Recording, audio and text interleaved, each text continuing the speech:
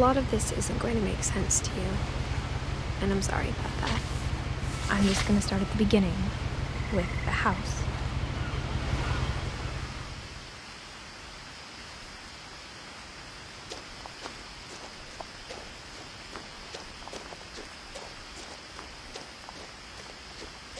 I lived here until I was 11, but I wasn't allowed inside half the rooms.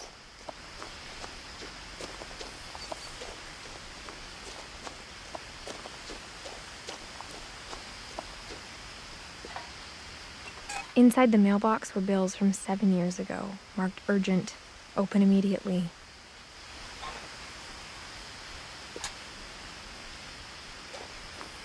I hadn't been back since my brother Lewis's funeral.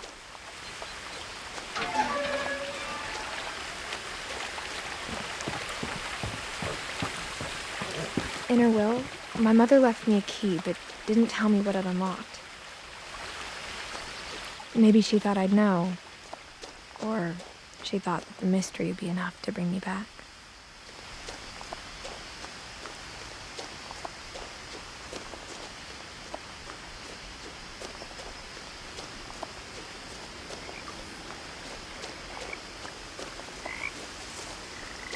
The truth is, even after I inherited the house, I never thought I'd come back to it.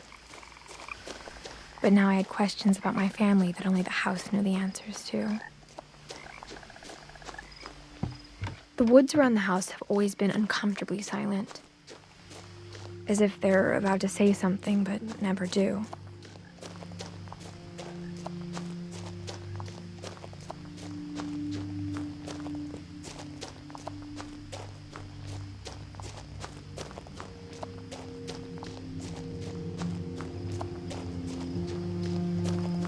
The house was exactly like I remembered it, the way I'd been dreaming about it.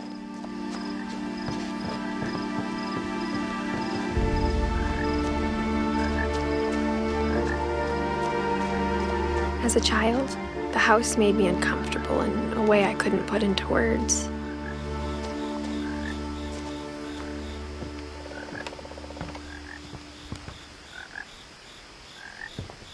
Now, as a 17-year-old, I knew exactly what those words were.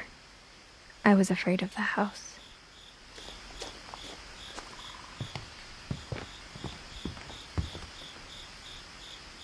I hoped the key might unlock the front door. It didn't.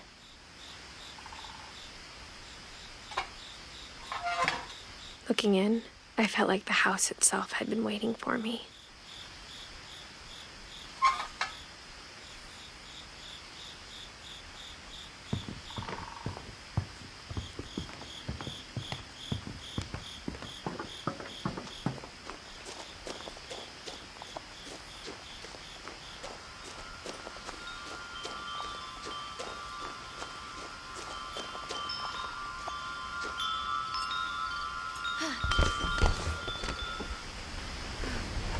Crawling through the doggy door used to be a lot easier when I was 11.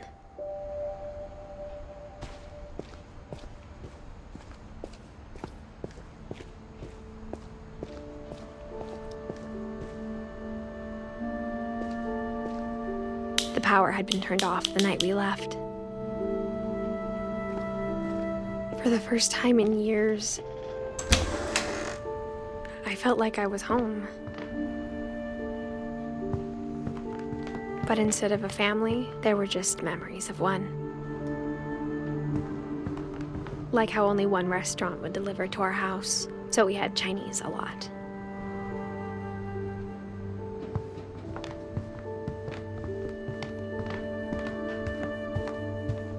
The table was still a wreck from the night we left. It was like a bomb had gone off, killing everyone but sparing the furniture.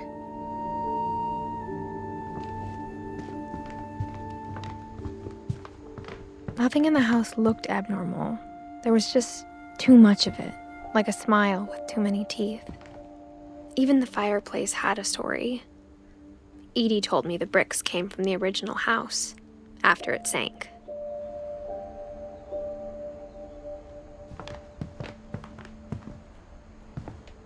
Mom always told me to stay out of the basement, so I wasn't too surprised when the key didn't fit.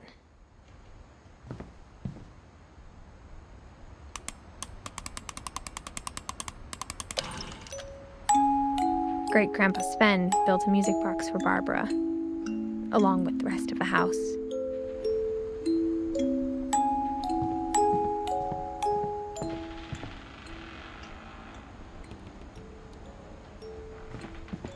My mom wasn't much of an optimist, but she never stopped believing that my brother Milton was alive.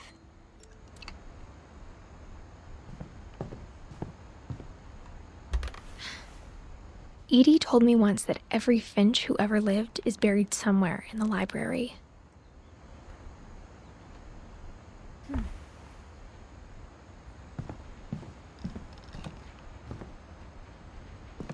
After Milton disappeared, Mom sealed up all the bedrooms. Then Edie retaliated and drilled peepholes.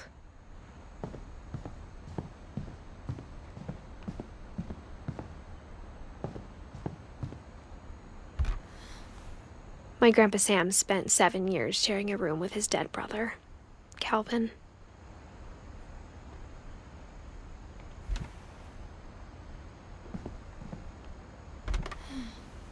As a kid, I just assumed every house had peepholes and sealed rooms you weren't allowed inside of.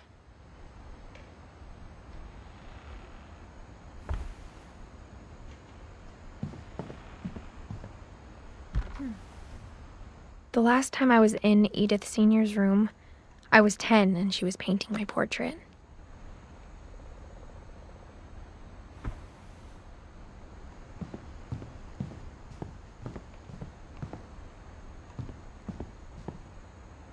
Whenever people ask me about my family, the first thing they always want to know about is Barbara.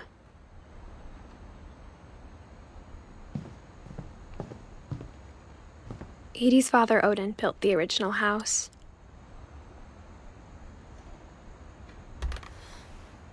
Barbara was a child star for 2 years, until America grew out of it.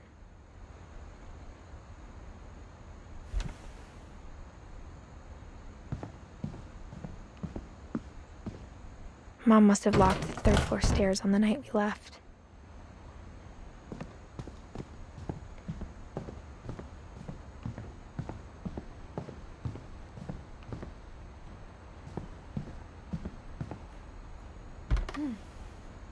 Molly always seemed like a girl I could imagine being friends with, if she hadn't died in 1947.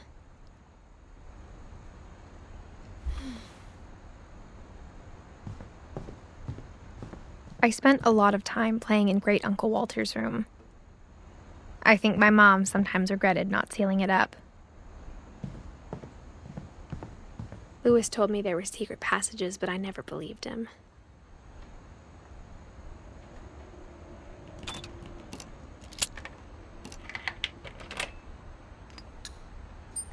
Turns out, my mom was really good at keeping secrets. Now it was time to find out what my mom had been afraid of.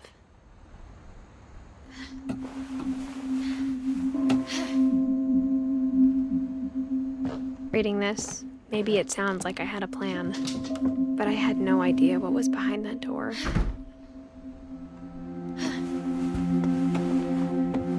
Just like I had no idea where all this was gonna lead. I grew up looking at Molly's room through the peephole. Being inside for the first time, I felt like I'd stepped behind a painting. Molly's gerbil had a tiny bedroom with its own even tinier gerbil cage.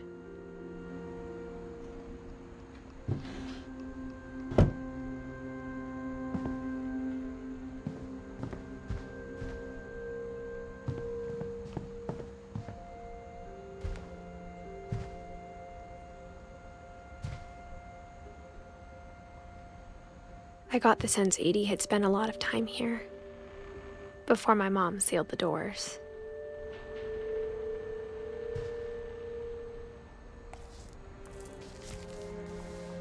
December 13th, 1947. Dear Diary, I'll be gone soon, but I wanted to tell somebody about what's gonna happen. It started when Mom sent me to bed without dinner. I woke up and I was starving, so I looked around for something to eat.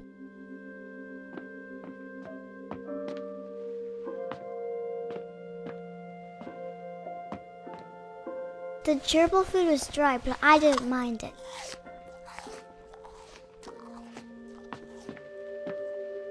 My Halloween candy was all gone. Mom, can I come out now? Sweetheart, it's late. Go to sleep.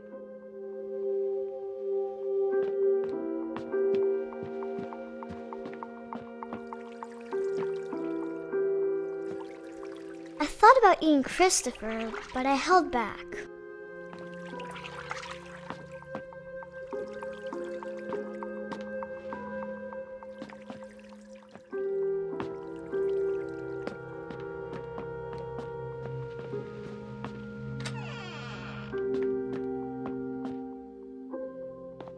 I kept eating and eating.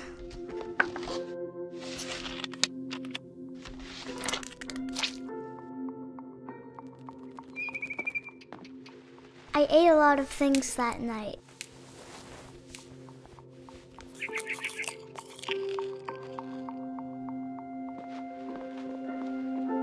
Then I heard chirping outside my window. It was a barn swallow going back to her nest. I reached out for her.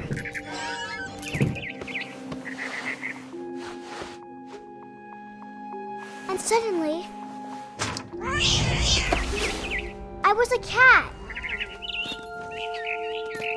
I tried to be quiet, but the bird was really scared.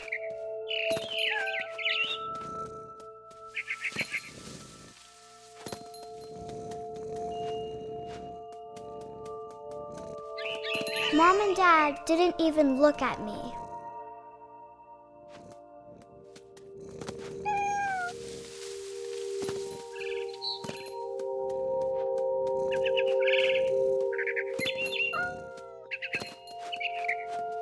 I jumped and I almost got her.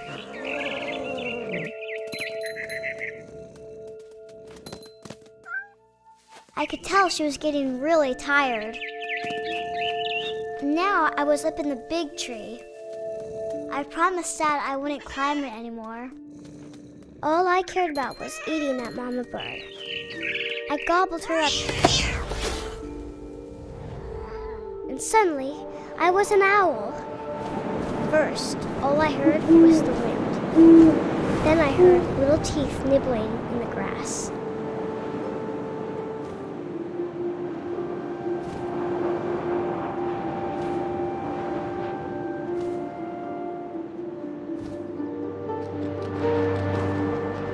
Rabbits.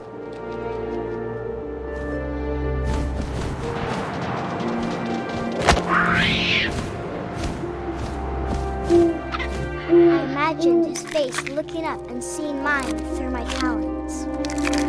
I swallowed him up, and I didn't chew one bit. Then I flew off to find something bigger.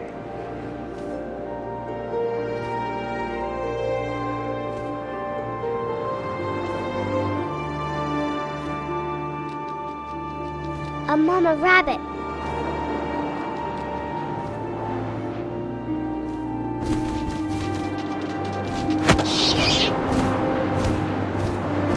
She was almost too big to carry. I started choking, but I couldn't stop eating. And suddenly, I was a shark.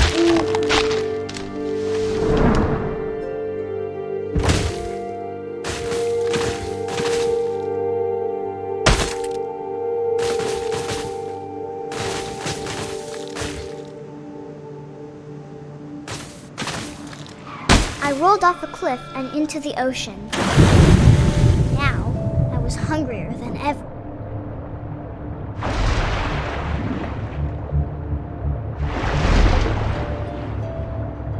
I wanted fat, juicy seeds.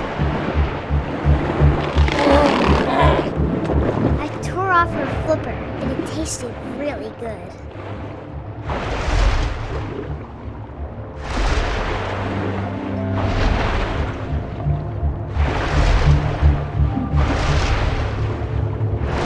Grabbed on tight. But I was so hungry, I jumped out of the water. opened my eyes, everything had changed.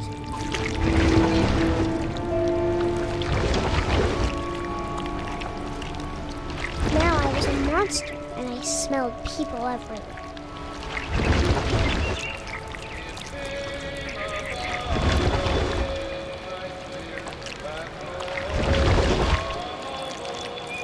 I was big, but I moved real quiet.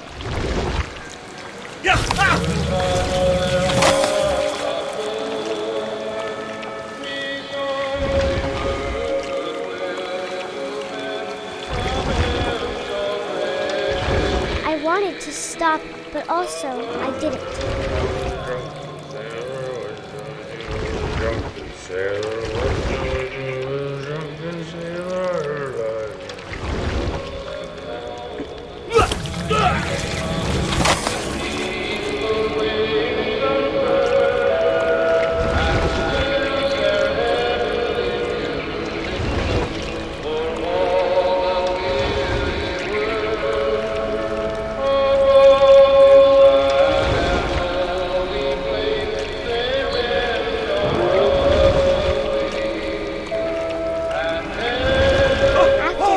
Passenger, I was still hungry. And across the water, I smelled something new. Something I had to have, so I swam towards it.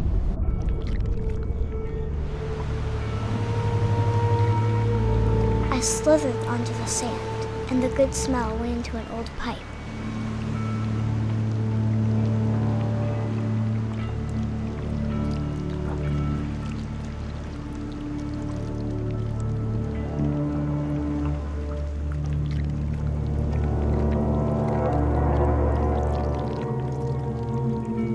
I got closer and closer.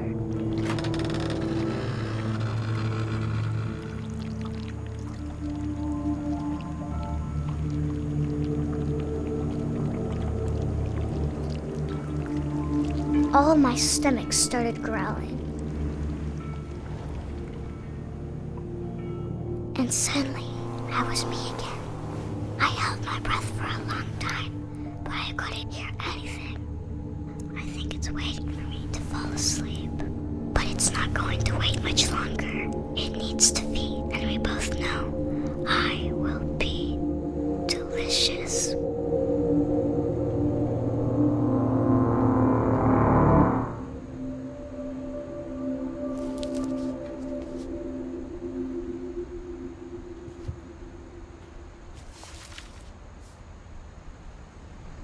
I'm not sure if I believed all of that, but I'm sure Edie would have.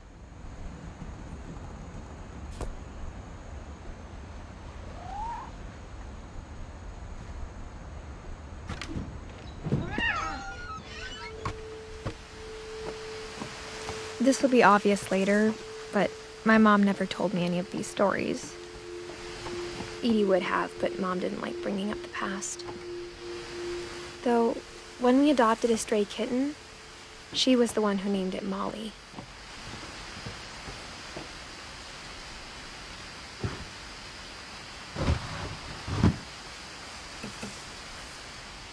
I spent a lot of time in Great-Grandma Edie's room.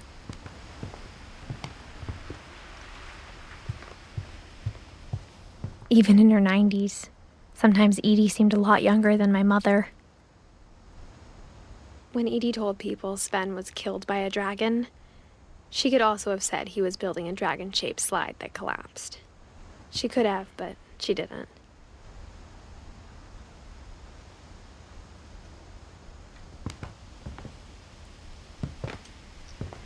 One summer, they evacuated the island, but Edie refused to go. For a few weeks, she was a celebrity. I hadn't thought of myself as Edith Jr. for a long time. Edie gave a big interview about a mole man living under the Finch house. My mom was furious.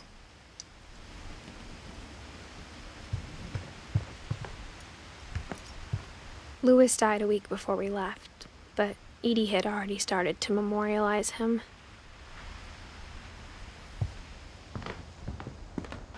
Her room was like a museum.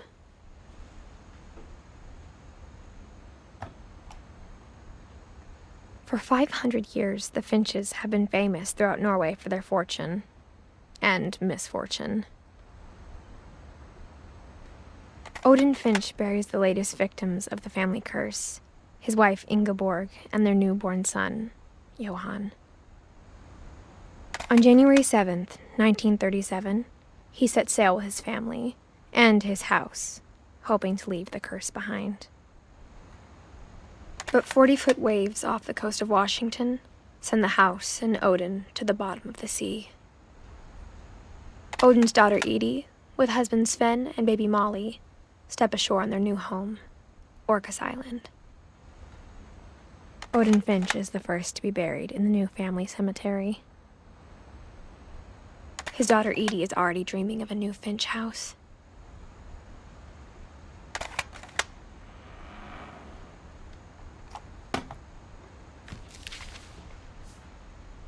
Whatever's wrong with this family, it goes back a long ways.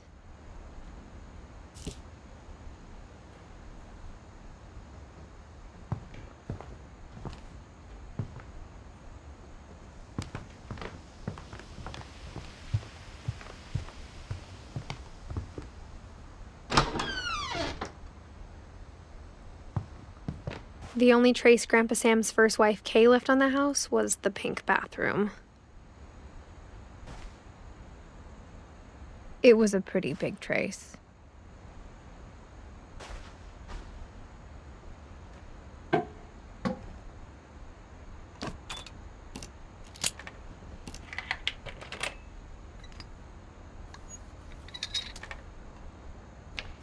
There's a secret in this bathroom.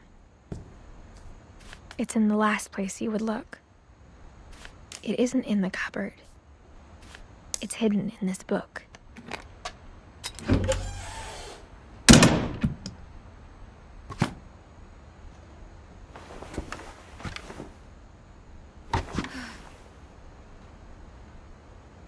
Sven gave Sam an old camera he'd refurbished. He never put it down.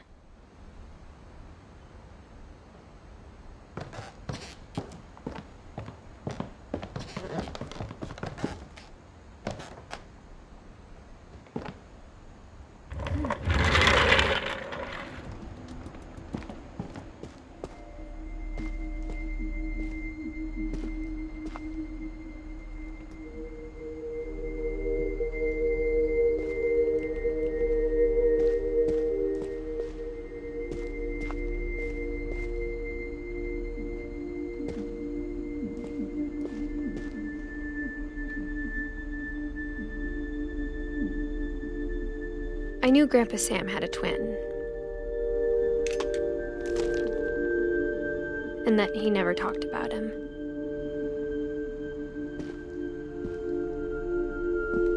I guess my grandpa didn't like history any more than my mom did.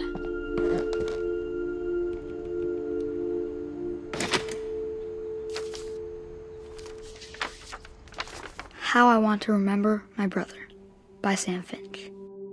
The thing I remember is that when he made up his mind, that was it. My brother said he'd die before he ate another mushroom, and he did.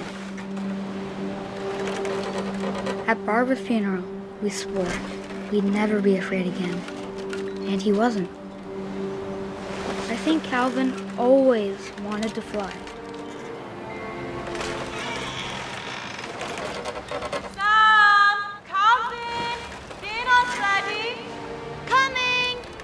But that day, he finally made up his mind to do it.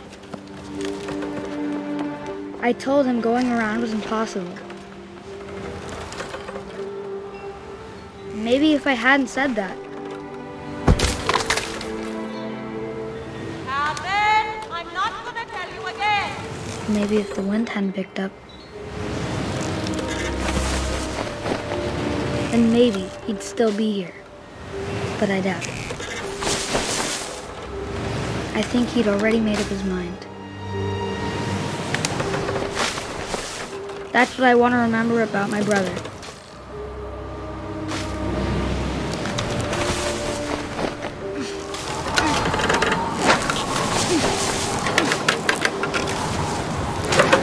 The day he made up his mind to fly. And he did.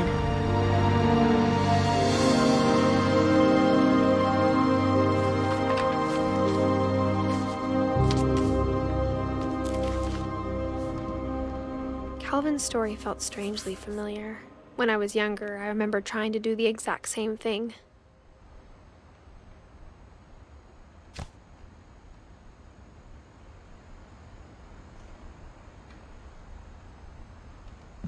After the funeral, Edie roped off Calvin's half of the room.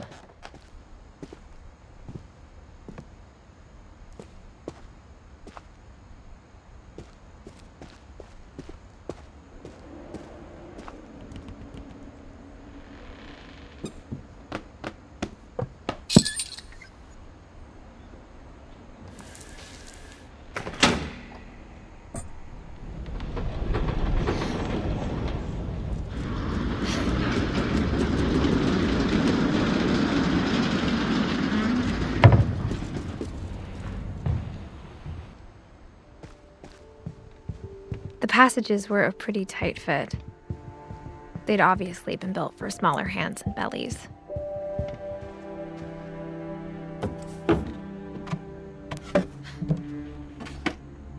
Growing up, I always thought of Barbara as a child star.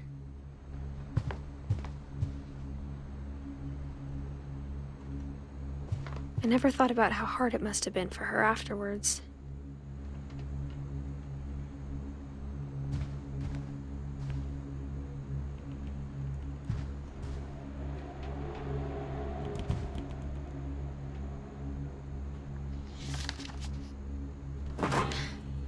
Of all the stories people wrote about Barbara's death, I'm surprised Edie saved this one.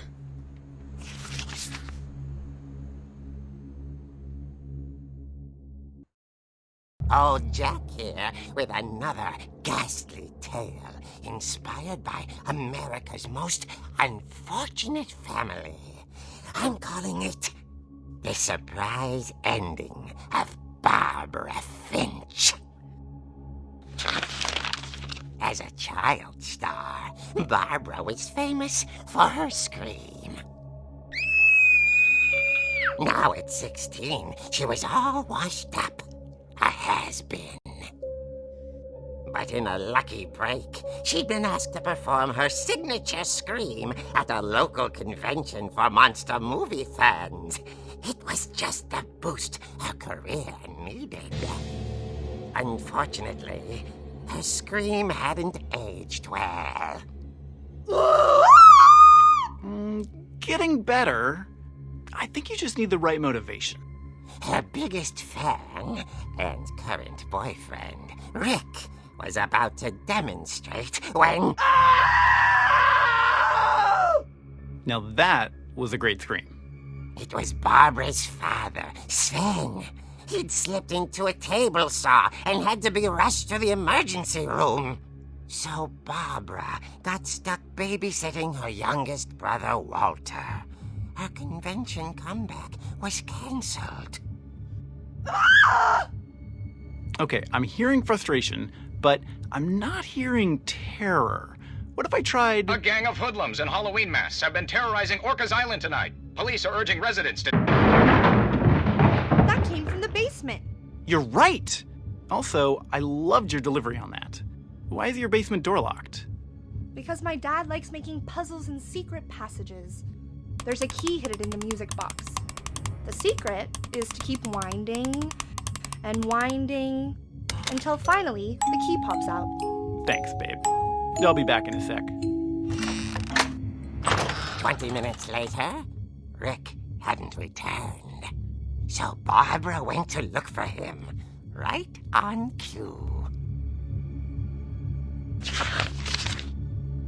She reached for the music box. And as she wound the key, she listened for Rick, but the house was silent.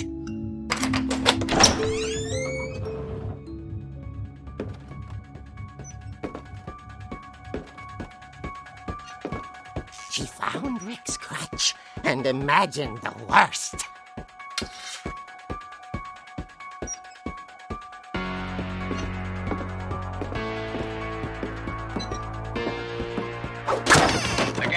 is the infamous Hookman killer, Dr. Carl Hamill, who impaled and then ate his family 10 years ago tonight. The old fridge rattled and grew still.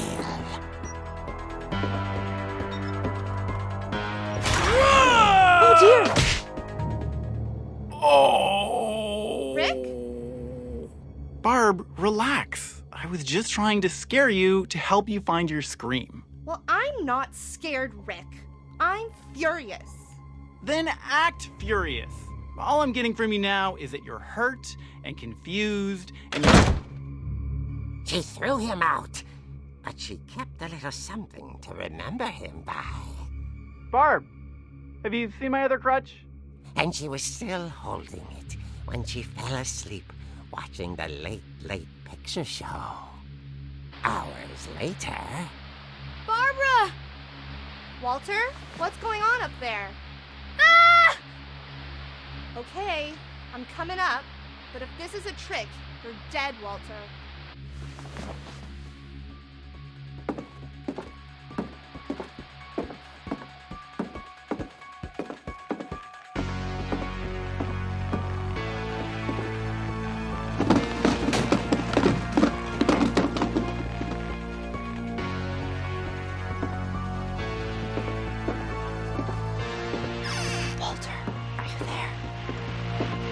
Walter had vanished, but his bedside radio was still on.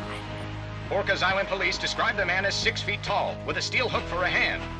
Residents are urged to lock all doors and windows and notify the police of any suspicious activity. Barbara turned, saw the hookman, and was speechless. He was quite smashing.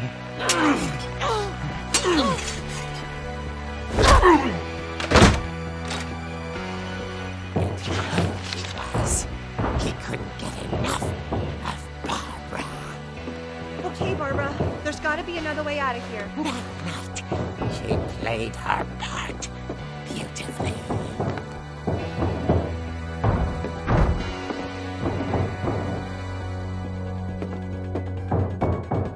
Molly's door hadn't been opened in years. The hinges groaned.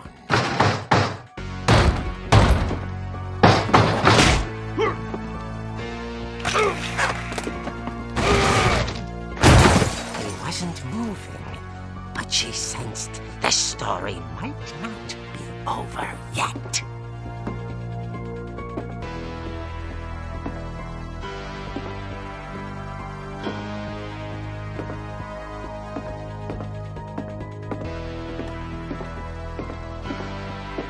The hookman had vanished. She listened for his breathing, but all she heard was...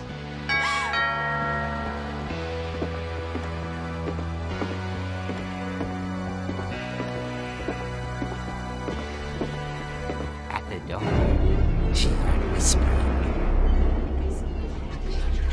It was coming from inside the house.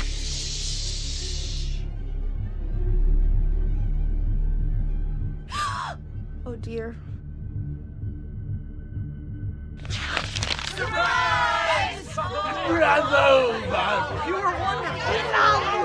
monsters had come to surprise her. For Barbara, it was a dream come true.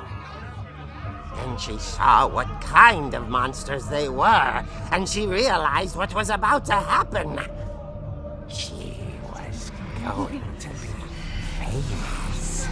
And with her final breath, Barbara Finch gave the performance of her life.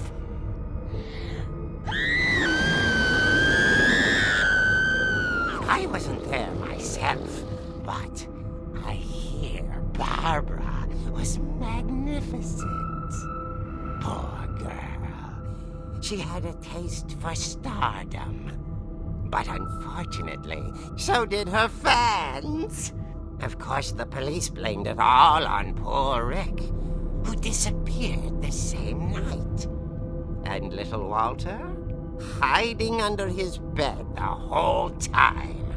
He took it all pretty hard, But that's another story. As for Barbara, tucked inside the music box is all they ever found of her.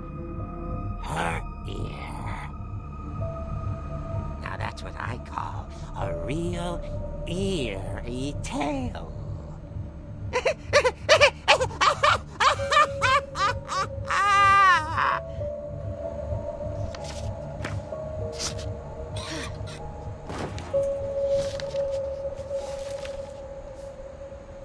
Edie told me all Barbara wanted was to be remembered, as absurd as that comic was. Maybe what Edie saw was a happy ending.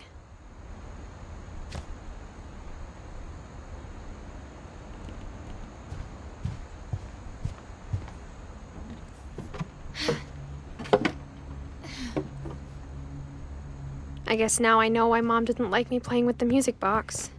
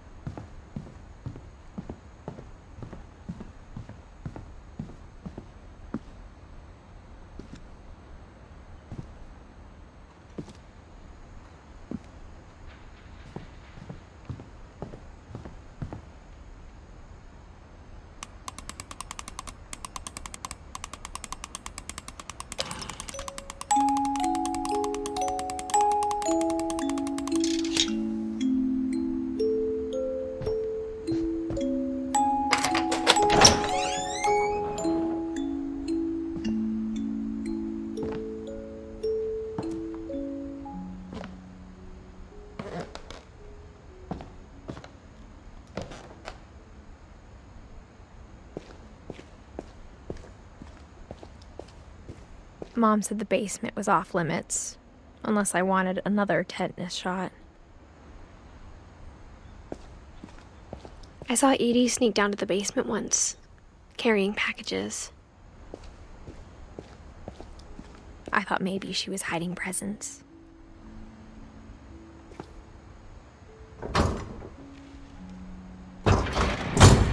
It turned out she was hiding a lot more than that.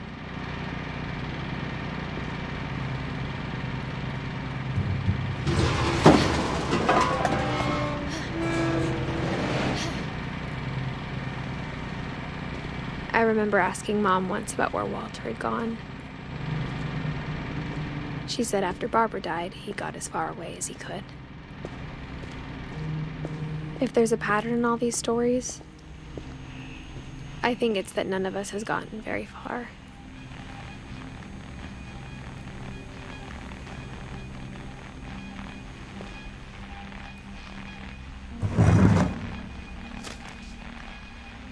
Goodbye, everyone. I can't believe I've been down here for 30 years. On that first day, after the shaking started, I didn't think I'd survive a week.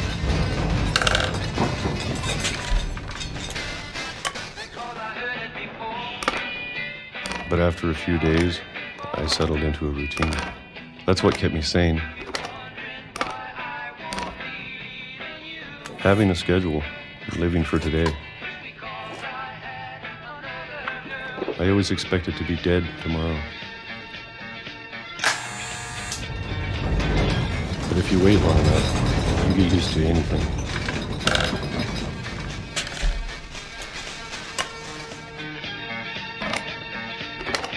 Even a monster on the other side of the door starts to feel normal. Almost friendly.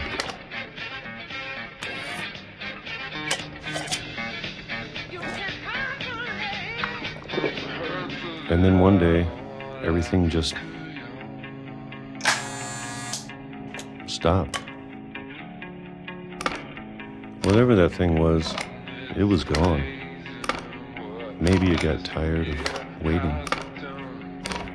Or maybe I just got tired of being afraid.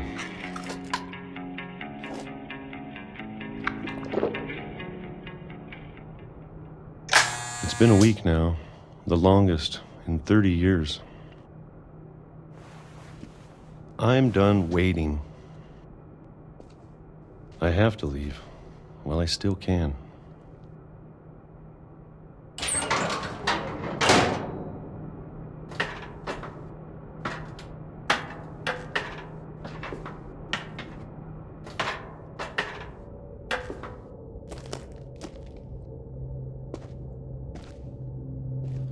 it's out there somewhere. Whatever killed Barbara and Molly and Calvin.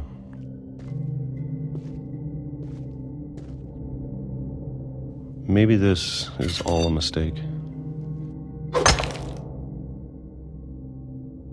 But I need to stop living the same day, even if it kills me.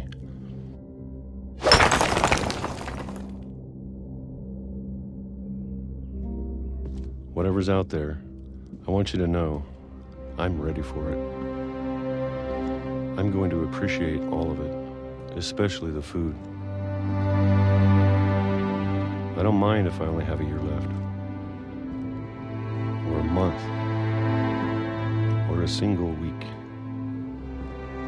I'd be happy with one more day. I can already imagine the sun on my face.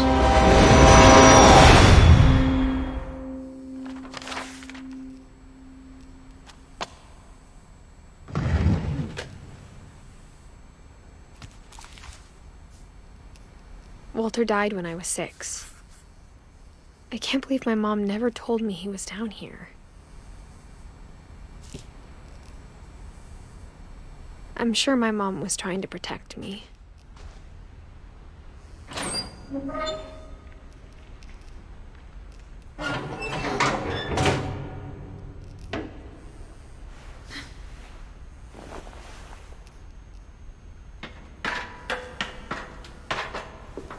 Maybe she was afraid I'd end up like Walter. But if she never told me about an uncle under the house, I can only imagine what else she was hiding. I don't want to make the same mistakes she made, trying to bury something that's still alive.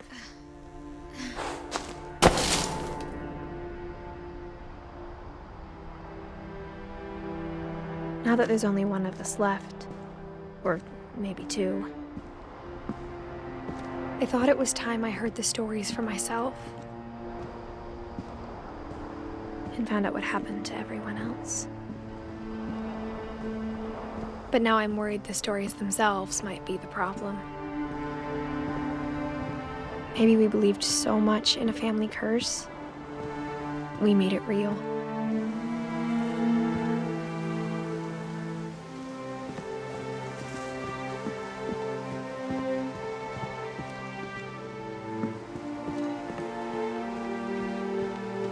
I don't know if I should even be writing this.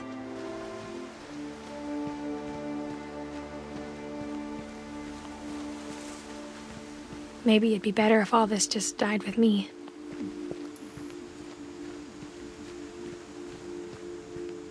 But I thought you should know about your family.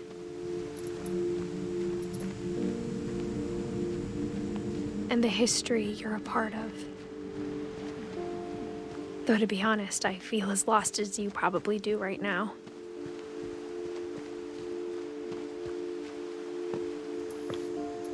I think the people in these stories believed them, for what that's worth.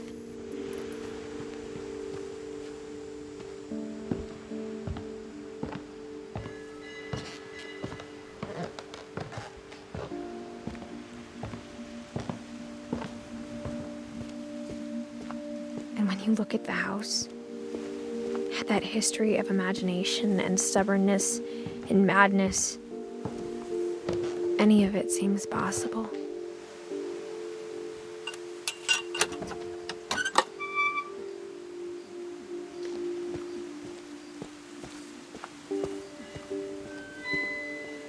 I think we've been surrounded by death for so long, we've just gotten used to it. What kind of family finishes building a cemetery before starting the house?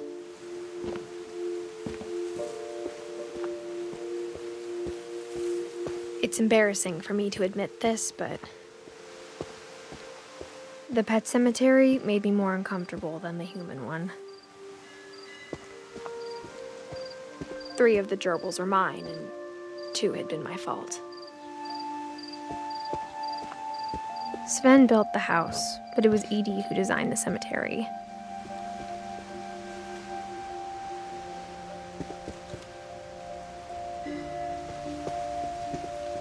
I'm sure Odin's monument had been Edie's idea. My mom was always trying to move on, but for Edie, the past never went away.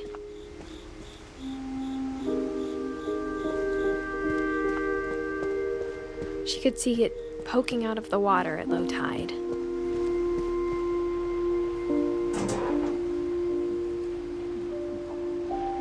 Edie said she dreamed about the old house every night.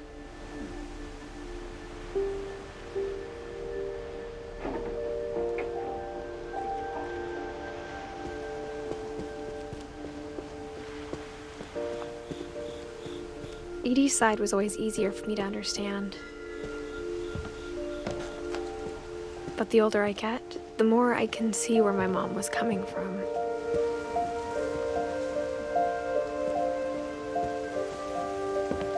She lost 2 of her brothers, just like I did. I get why she tried so hard to protect us. We never found Milton's body, so my mom insisted we were putting up a monument, not a tombstone.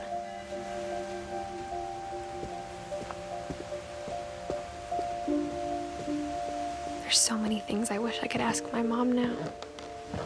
Part of me thinks this is what she wanted all along. For me to come back someday and find everything out for myself.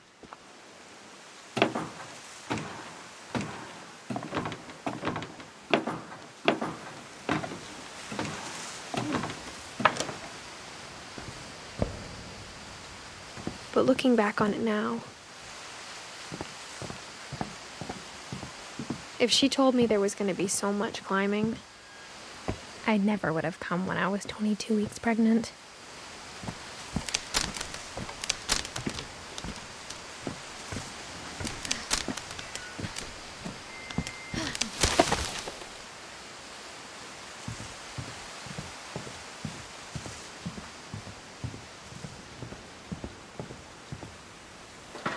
I never met Grandpa Sam, but I think he and my mom had a lot in common.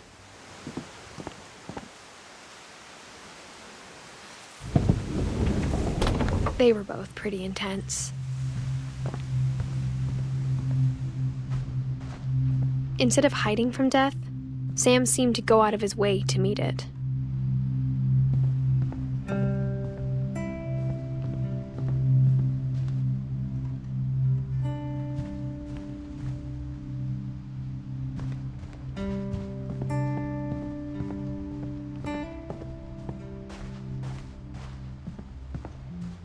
Sam spent his life shooting photos, but Mom said he got nervous being in front of the camera. I guess we're all afraid of something.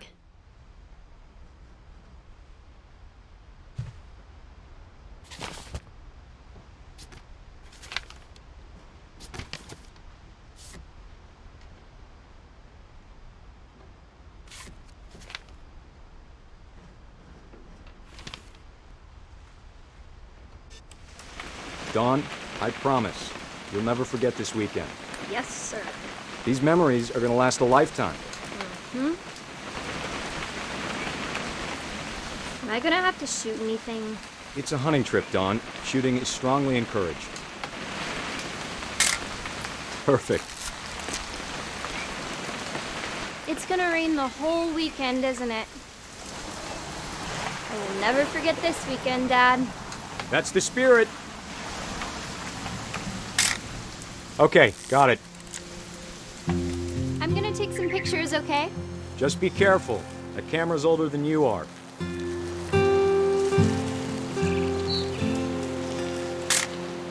Aw. You're right, Dad. It's starting to clear up. Still freezing, though.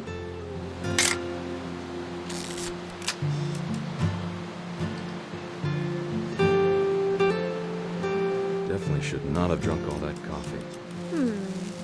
Hold still while I... Hey! That's a keeper. I'm just saying, I'm not always gonna be here, Dawn.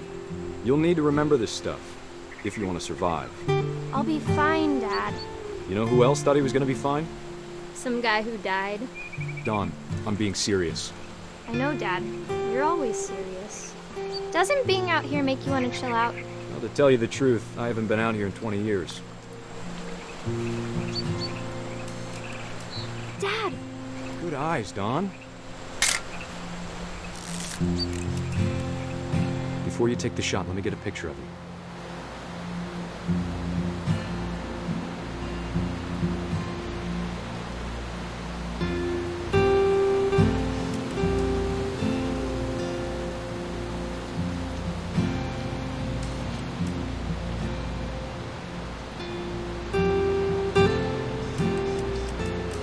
Dad, I... Just breathe. Turn off your imagination. Focus on your target.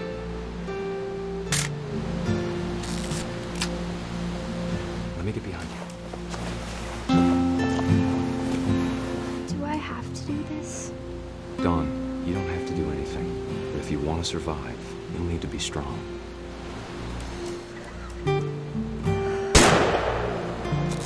Great shot, Dawn!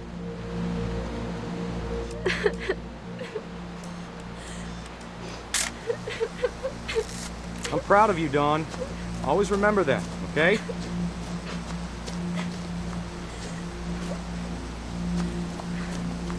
Dad, it's twitching. I think That's it's totally normal, Dawn. Just focus on the camera. Try not to think about... Dad!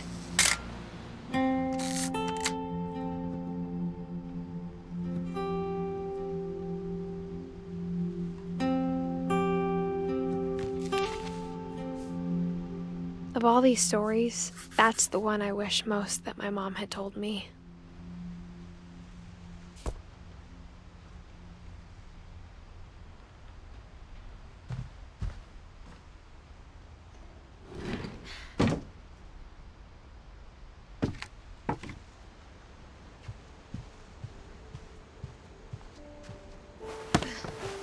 After Sam died, my mom and Edie got really close.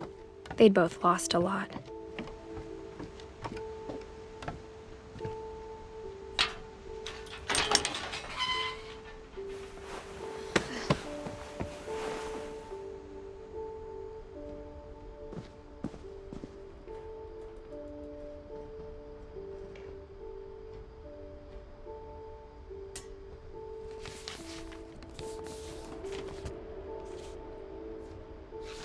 Dear Kay, do you remember the way Gregory used to laugh when he thought he was alone? Like something funny was happening, but only he could see it. I think he saw things the rest of us don't.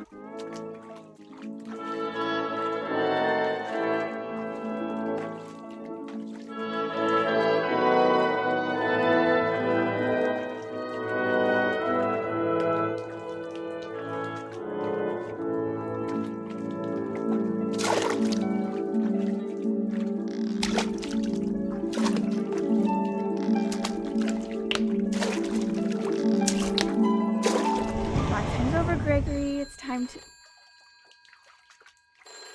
Hold on, sweetie.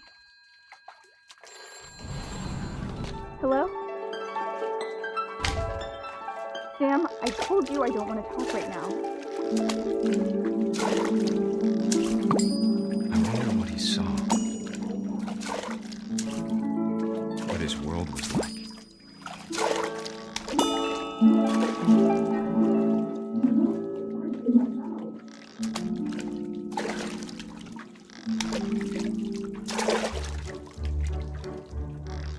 He reminded me so much of Calvin. Lost in his imagination. Whatever it was he saw, it sure made him happy.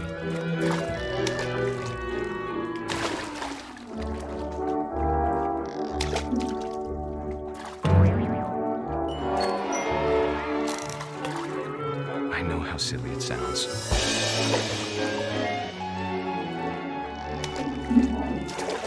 But I worried about a baby being too happy. But I could feel him slipping away. Sorry about that, Gregory. I know you did everything you could. Maybe if I hadn't called that night,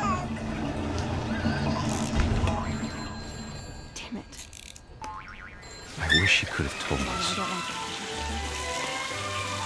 about the world he saw.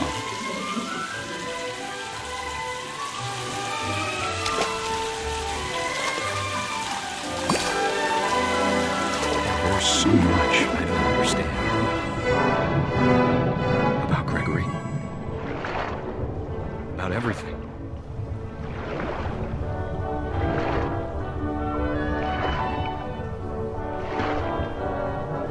But I know what happened wasn't your fault.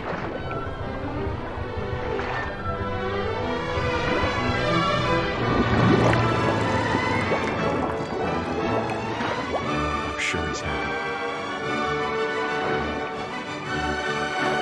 And he'd want you to be happy too. Good luck, Kay. Love, Sam.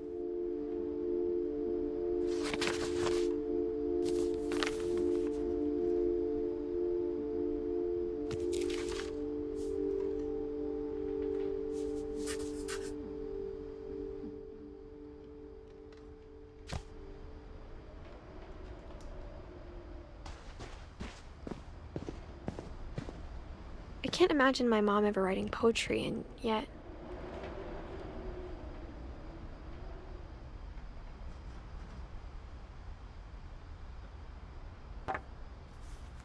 A poem for Gus, who always said the wedding was a bad idea. Our father never hit us kids, at least not very hard, before the day my brother said with teenage disregard that he'd be dead before he'd see a wedding in our yard.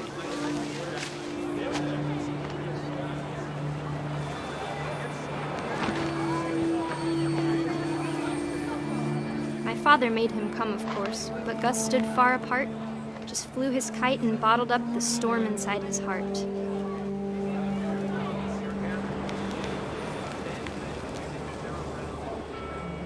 I tried to talk him out of it, but though he'd never met her, "We don't need a stepmom," were the words that I now pronounce you husband and wife. You may kiss the bride.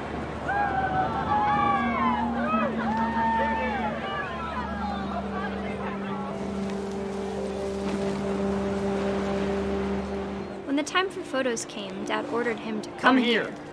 But Gus declined, and as a sign held up his middle finger.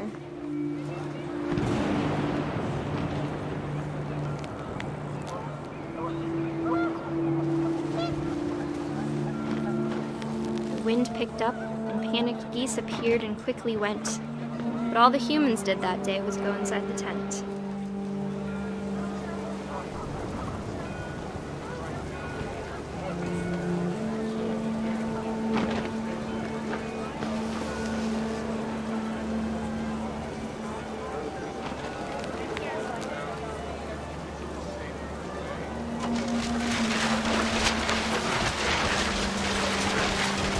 The rain came down in buckets then, but no one seemed afraid that nature might destroy the tent our dad had crudely made.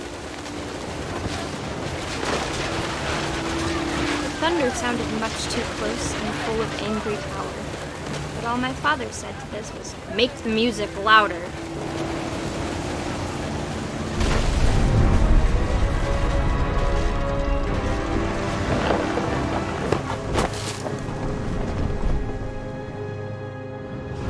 I wish that I could truly say I thought about you on that day.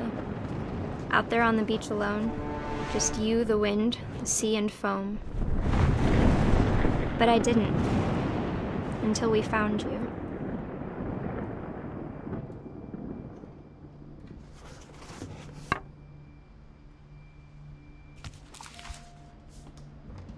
She never talked about him, but Mom told me once if I was a boy, they were going to name me Gus.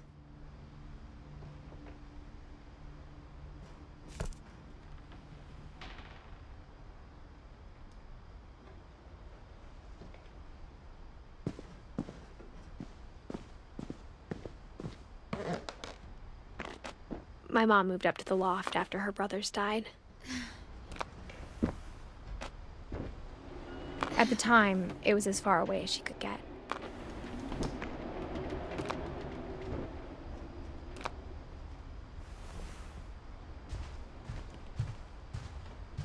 She spent a summer building houses in Calcutta, where she met my dad, Sanjay.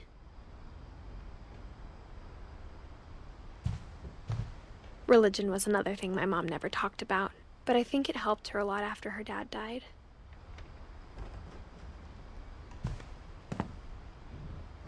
My mom moved to India a week after graduation and got a job teaching English. Louis was born a year later.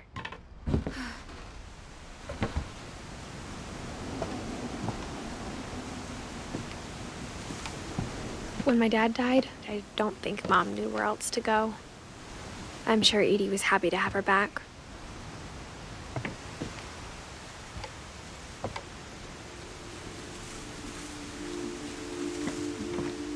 The house had to get a little bigger, but Edie was used to that.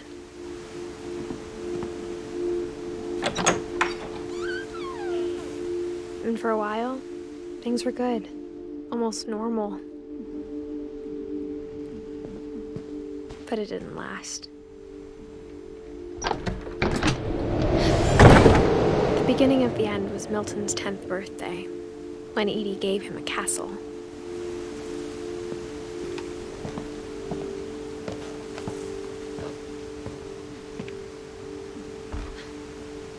After Milton disappeared, the only thing he left behind was a room full of paintings.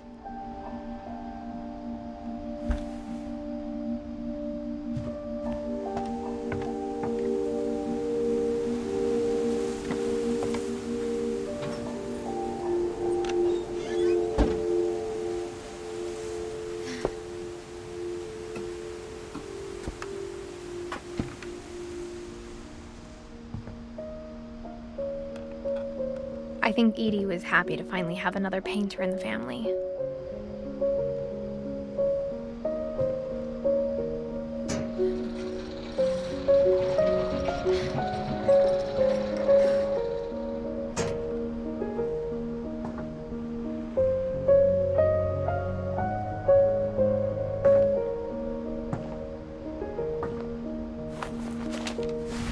Milton Finch in The Magic Paintbrush.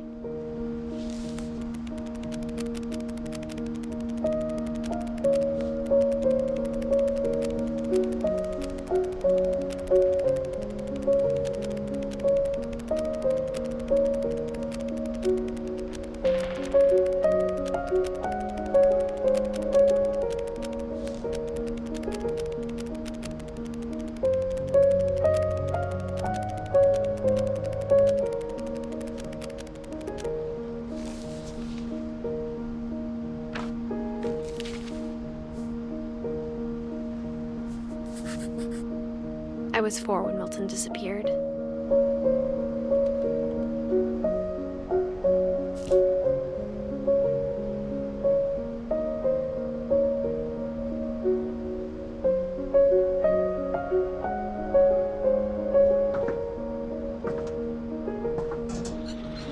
Mom spent months searching for my brother. Then she sealed the doors.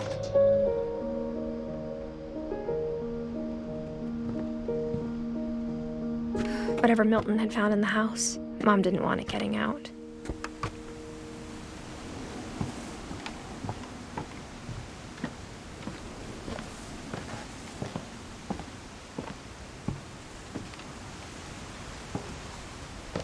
Mom definitely blamed Edie, but I think Louis blamed himself.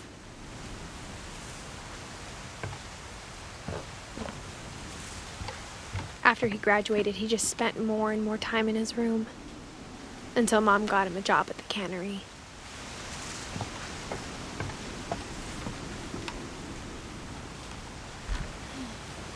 Everyone always told me to stay out of Louis's room, except Louis.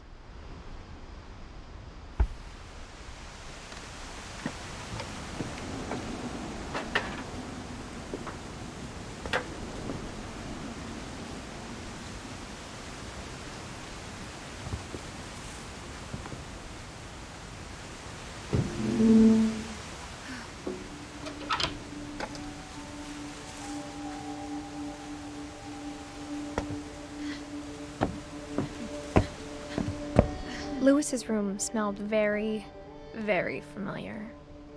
That part of him lived on.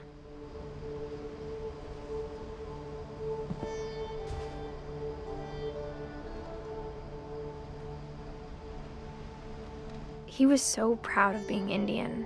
I think for him, it was a way to be something other than just a Finch.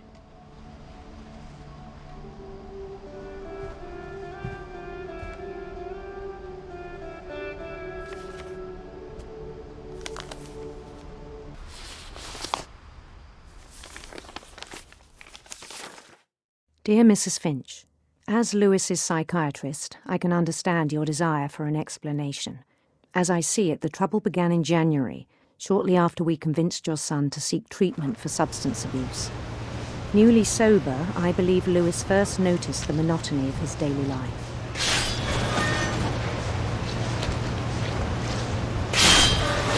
He kept working at the cannery, but he withdrew part of himself. In our sessions, I saw the same behavior.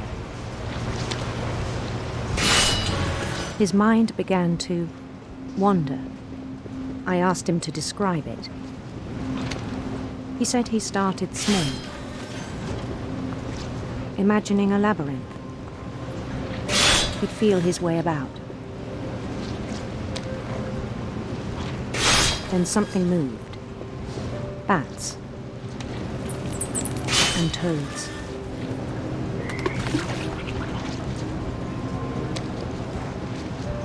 And things that have not names.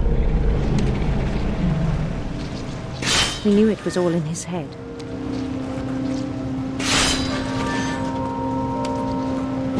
But he took it very seriously. I had hoped he'd find himself.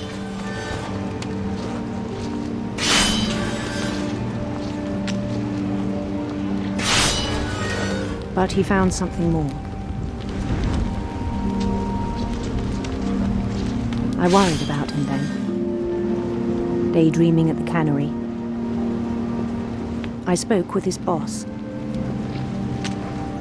But he said Lewis had become a model employee.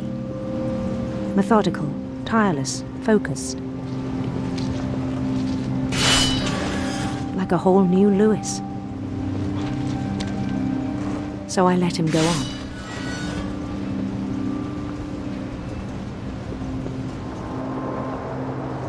I even encouraged him. It seemed very promising at first. He told me he'd made a new friend.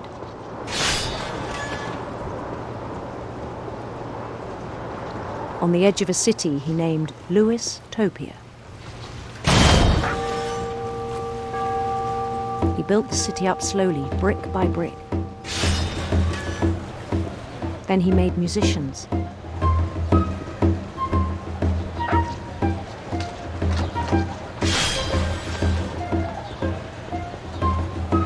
And songs for them to play.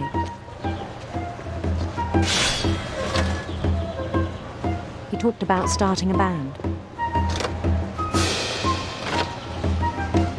And he was always humming something. Every day his imagination grew stronger.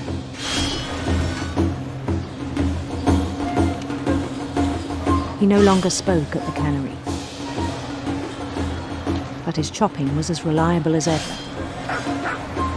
Then one day it struck him that all the cheering crowds, even the stones under his feet, were all in his imagination. So he could do whatever he wished.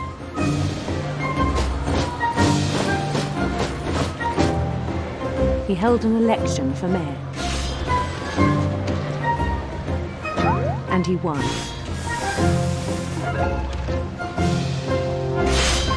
They begged him to stay, but his mind was already wandering. It became a game for him.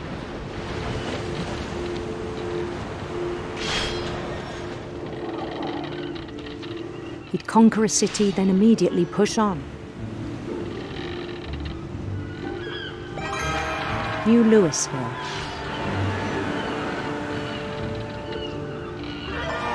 St. Louis. He started drifting away from our reality.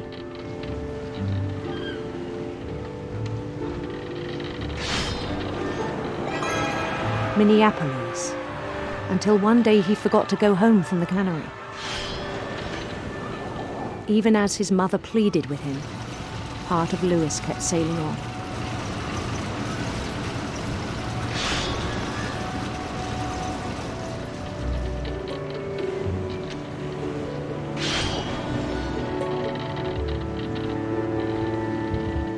In Lewisburg, he heard rumors of a handsome queen.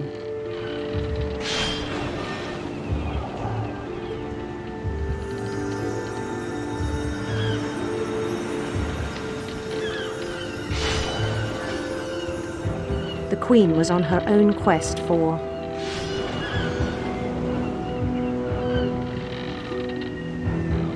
radiant rainbows.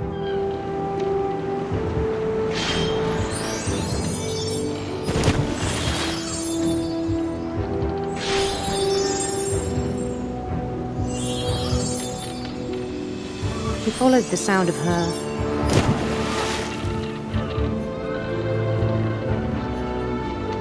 silver harp.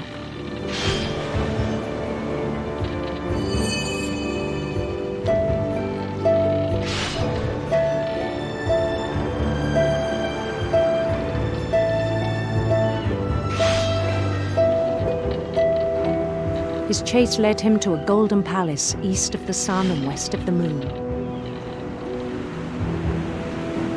Even then, his logic remained sound.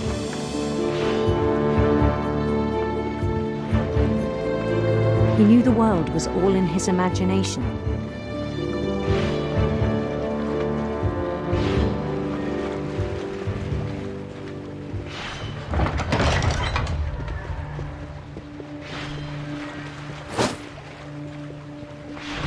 But he was so proud of having created it. In his own eyes, he'd become something greater than a king.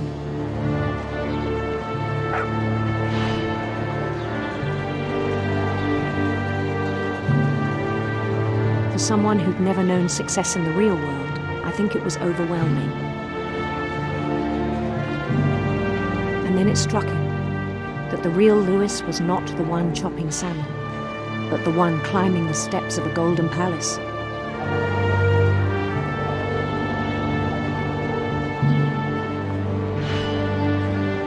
My imagination is as real as my body, he told me. It was hard to argue with him.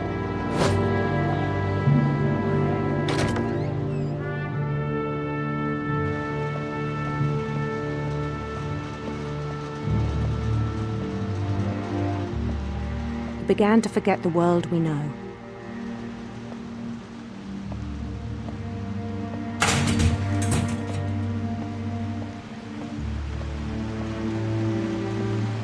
I think it pained him to remember Lewis, the cannery worker.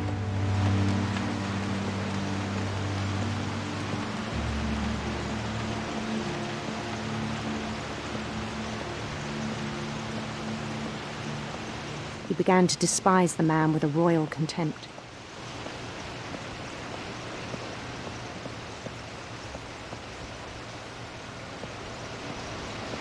I still thought I could save him.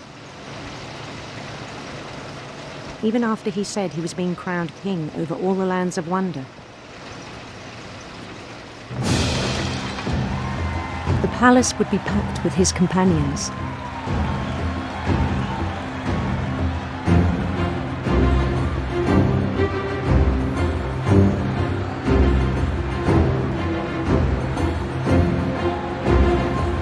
Including the wise Calico who'd insisted on advising him.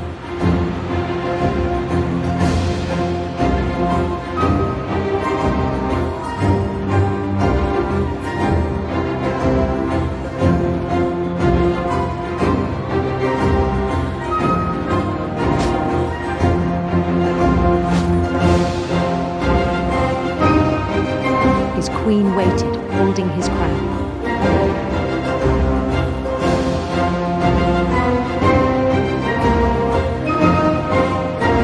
There was only one thing left to do.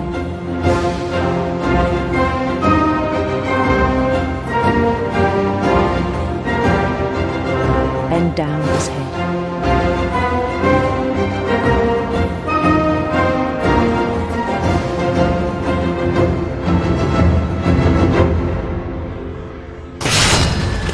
rest I think you know. Mrs. Finch, your son was a kind man who will be missed by all of us who knew him.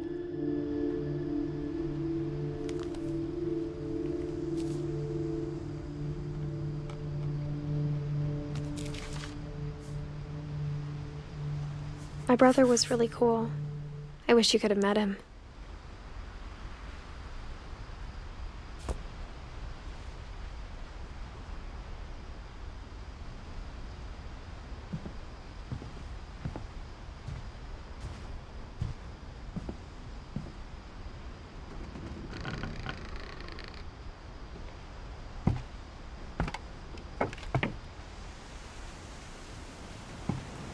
On the way back from Lewis's funeral, my mom told me to start packing. She waited until the day before we left to tell Edie. I'm not sure if she wanted to make it easier or harder.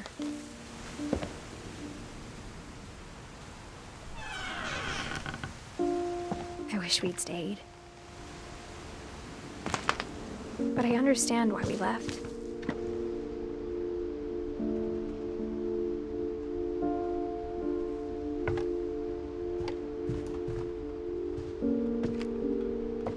My mom ended up leaving everything behind. What happened that night had been coming for a long time. Maybe it should have come sooner.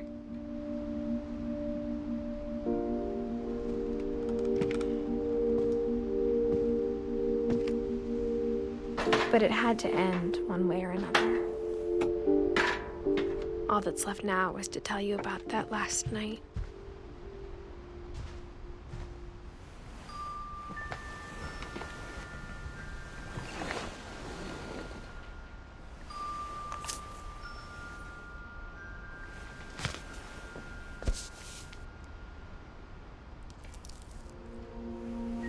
That whole last day, Edie just watched us pack and didn't say a word.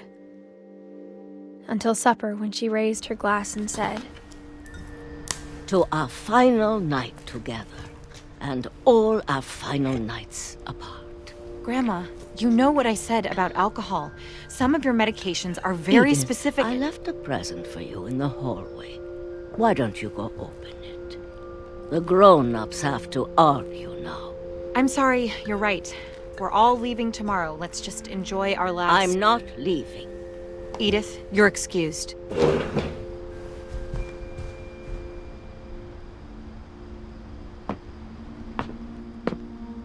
The power had been shut off that morning, but Edie always had plenty of candles. When my mom sealed the library, I don't think she knew about the other entrance. Or that Edie had a key to it.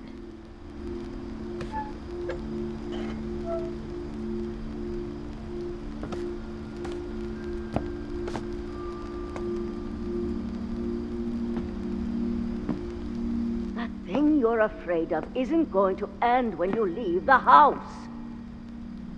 Edith has a right to know these stories. My children are dead because of your stories. I think it's best if Edith and I leave tonight. We'll have the nursing home send a van for you in the morning, okay?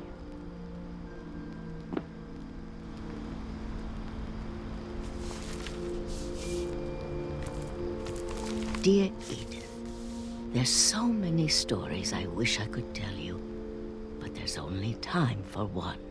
This is about what happened on the night you were born. That night, the tide went way, way out. It was the first and last time I ever saw the old house aground. There'd been an earthquake out in the middle of the ocean. They called it the lowest tide in 1,000 years. God, it smelled awful. You know, I've seen that house every day of my life.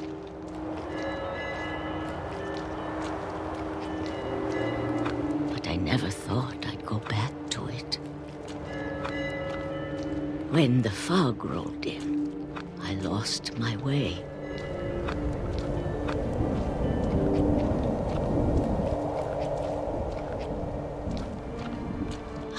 turned around.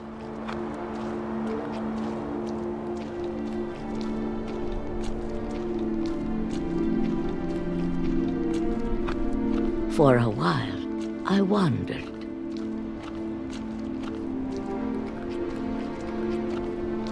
I started seeing things.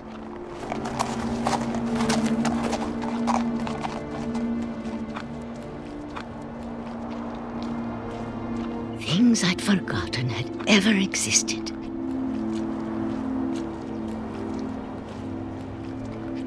But when I saw them, they felt like old friends. That night, a lot of things came back to me. Or maybe I came back to them.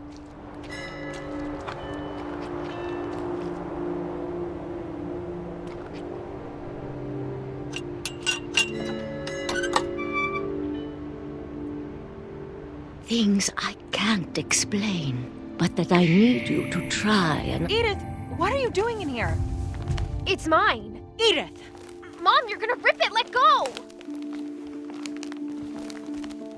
I kicked and screamed, but Mom dragged me to the car. I never saw Great-Grandma Edie again.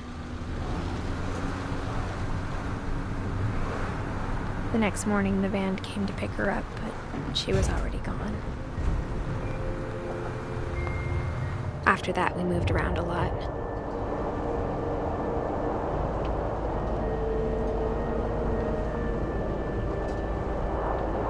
We both tried to make the best of it.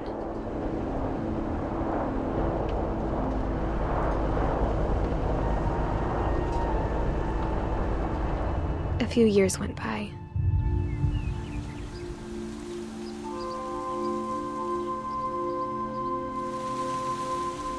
My mom didn't like to talk about it, but she started getting sick a lot. The rest happened pretty quickly. She got better for a while, and then she didn't. And then I was alone. The last Finch left alive.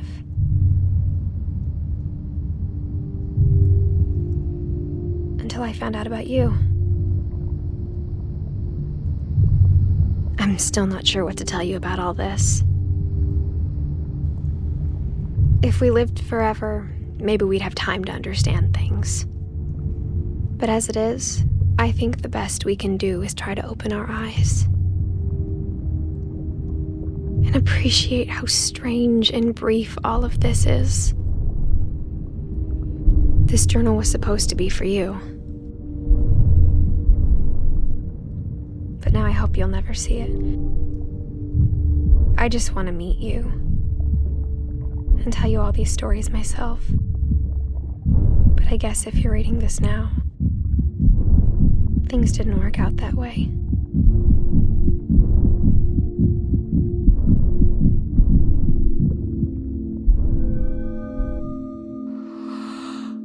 This is where your story begins. I'm sorry I won't be there to see it. It's a lot to ask, but I don't want you to be sad that I'm gone. I want you to be amazed that any of us ever had a chance to be here at all. Good luck.